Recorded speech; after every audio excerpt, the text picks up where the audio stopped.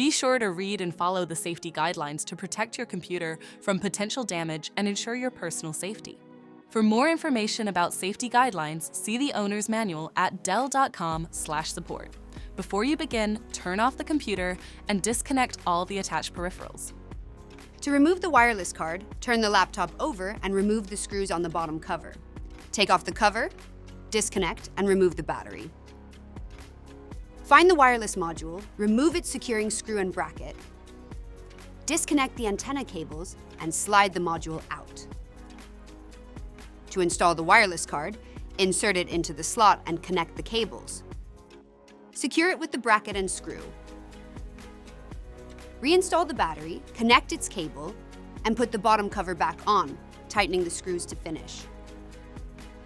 For more information about your Dell system, visit dell.com/support.